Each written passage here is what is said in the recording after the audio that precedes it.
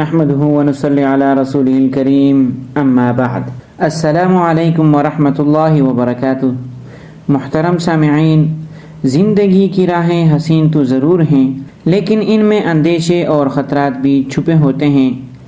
خاص طور پر جب ہم سڑکوں پر سفر کرتے ہیں تو نہ جانے کون سا لمحہ آزمائش لے آئے۔ ایسے میں ایک سچے مومن کا سہارا صرف اللہ کی پناہ اور اس کی حفاظت کی دعا ہوتی ہے۔ اگر آپ پہلی بار ہمارے چینل پر آئے ہیں تو خوش آمدید۔ جب آپ میرے چینل پر آتے ہیں تو مجھے بہت خوشی ہوتی ہے۔ اللہ آپ کو اپنے حفظ و امان میں رکھے۔ یہ چینل ان لوگوں کے لیے ہے جو وظائف، دعاؤں اور روحانی حفاظت کی تلاش میں ہے۔ یہاں آپ کو قرآن و سنت کی روشنی میں وہ کلمات سیکھنے کو ملیں گے جو آپ کی زندگی میں سکون، تحفظ اور برکت لا سکتے ہیں۔ آج کی ویڈیو میں ہم ایک ایسے مسنون دعا سیکھیں گے جو ایکسیڈنٹ جیسے ناگہانی حادثات سے حفاظت کا ذریعہ بن سکتی ہے انشاءاللہ تعالی۔ یہ مبارک دعا ضرور مانگ لینی چاہیے جو حوادثات اور ایکسیڈنٹ وغیرہ سے بچنے اور بچانے کے لیے یہ دعا بہت ہی مفید ہے۔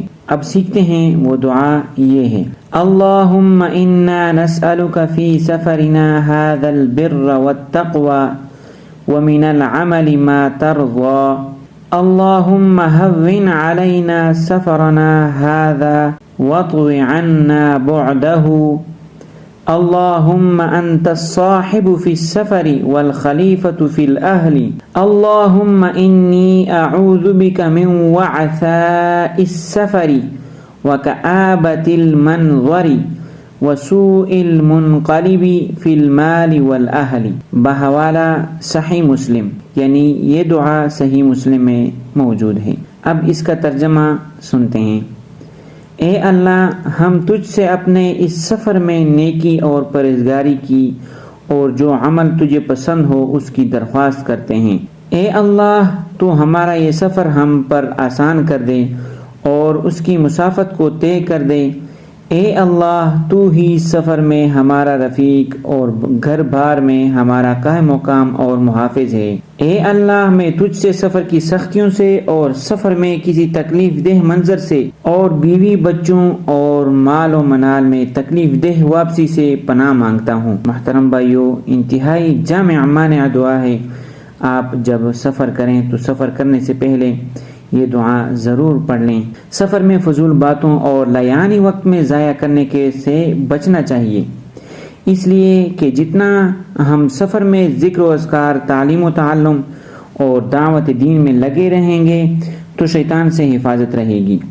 اس لیے کہ حدیث شریف میں آتا ہے کہ حضور اکرم صلی اللہ علیہ وسلم نے فرمایا، جو سوار اپنے سفر میں دنیاوی باتوں سے دل ہٹا کر اللہ تعالیٰ کی طرف دھیان رکھے اور اس کی یاد میں لگا رہے تو اس کے ساتھ فرشتہ رہتا ہے، اور جو شخص واہیات شعروں میں یا کسی بیہودہ شغل میں لگا رہتا ہے تو اس کے پیچھے شیطان لگا رہتا ہے۔